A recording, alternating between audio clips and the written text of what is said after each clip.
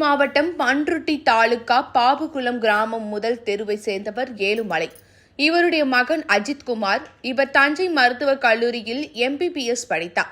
தேர்ச்சி பெறாத பாடத்தேர்வை அரியர் எழுதுவதற்காக கடந்த சில தினங்களுக்கு முன்பு அஜித்குமார் மருத்துவக் கல்லூரி விடுதிக்கு வந்தார்.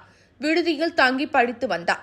நேற்று முன்தினம் மாலை திடீரென அஜித்குமாருக்கு வயிற்று வலி ஏற்பட்டு வாந்தி எடுத்தார். சிறிது நேரத்தில் அவர் மயங்கி விழுந்தார். அவரை பரிசோதித்த டாக்டர்கள் அவர் ஏற்கனவே இறந்துவிட்டதாக தெரிவித்தனர். இதையடுத்து தஞ்சை மருத்துவக் கல்லூரி வளாகத்தில் அஜித்குமார் பெற்றோர் உறவினர்கள் நேற்று சாலை மறியல் போராட்டத்தில் ஈடுபட்டனர். அப்போது அவர்கள் உரிய விசாரணையின்றி அஜித்குமார் உடலை வாங்க மாட்டோம் என தெரிவித்தனர். அவர்களிடம் துணை போலீஸ் சூப்பரண்ட் ராஜா பேச்சுவார்த்தை நடத்தினார். இதுகுறித்து தஞ்சை மருத்துவக் கல்லூரி போலீசார் சந்தேக மரணம் என வழக்கு பதிவு செய்து விசாரணை நடத்தி வருகின்றனர். பிரேத பரிசோதனை அறிக்கை வந்த பிறகுதான் அஜித்குமாரின் சாவுக்கான உண்மையான காரணம் தெரியவரும் என போலீசார் தெரிவித்தனர்.